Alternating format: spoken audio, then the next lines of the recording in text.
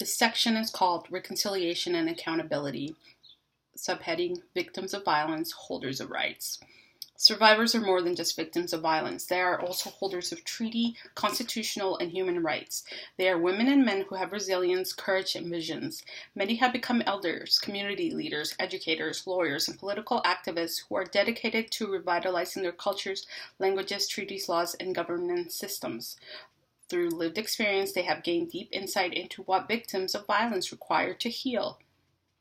Equally important, they have provided wise counsel to political leaders, legislators, and policymakers, and all citizens about how to prevent such violence from happening again.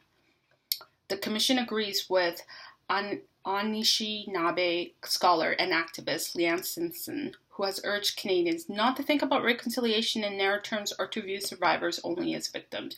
She said, if reconciliation is focused only on residential schools rather than the broader set of relationships that generated policies, legislation, and practices aimed at assimilation and political genocide, then there is a risk that reconciliation will level the playing field in the eyes of Canadians. I also worry that institutionalization of a narrowly defined reconciliation subjugates treaty and nation-based participation by locking our elders, the ones that suffered the most directly at the hands of residential school system, into a position of victimhood. Of course, they are anything but victims. They are our strongest visionaries, and they inspire us to vision alternative futures. Speaking at the British Columbia National Event, honorary witness and former Lieutenant Governor of British Columbia, the Honorable Stephen Point said, "We got here to this place, to this time, because Aboriginal survivors brought this residential schools to the Supreme Court of Canada. The churches and the governments didn't come one day and say, hey, we did something wrong and we're sorry. Can you forgive us? Elders had to bring this matter to the Supreme Court of Canada. It's very likely the situation that we have with Aboriginal rights, where nation after nation continues to seek the recognition of their Aboriginal title to their own homeland." The Commission believes that survivors who took action to bring the history and legacy of the residential schools to light, who went to court to confront their abusers, and who ratified the settlement agreement have made a significant contribution to reconciliation. The Truth and Reconciliation Commission of Canada was not established because of any widespread public outcry demanding justice for residential school survivors. Neither did the settlement agreement, including the TRC, come about only because government and church defendants, faced with huge class action lawsuits, decided it was preferable to litigation. Focusing only on the motivations of the defendants does not tell the whole story.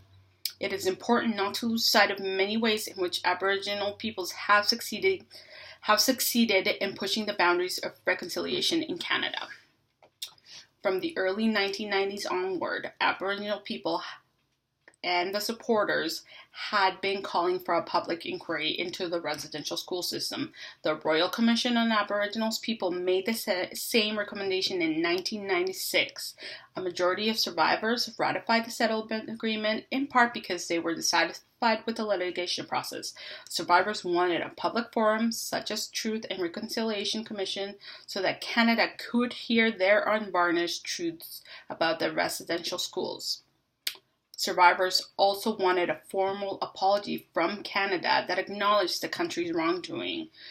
Due in large part to their efforts, the Prime Minister delivered a national apology to survivors on behalf of the government and non-Aboriginal Canadians.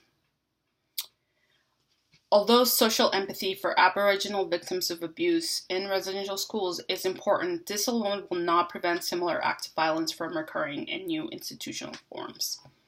There is a need for a clear and public recognition that Aboriginal peoples must be seen and treated as much more than just the beneficiaries of public goodwill. As holders of treaty, constitutional, and human rights, they are entitled to justice and accountability from Canada to ensure that their rights are not violated.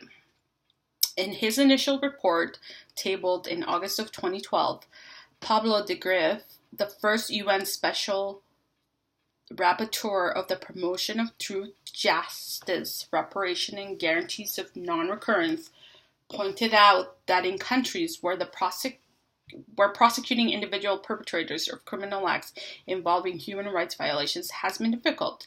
Other measures such as truth-seeking forums, reparations, and institutional reforms are especially critical. Such measures enable victims of state violence to develop some confidence in the legitimacy and credibility of the state's justice system. But de Greve cautions that implementing these measures alone does not guarantee that reconciliation will follow. Apologies, commemoration, public memorials, and educational reform are also required in order to transform social attitudes and foster long-term reconciliation.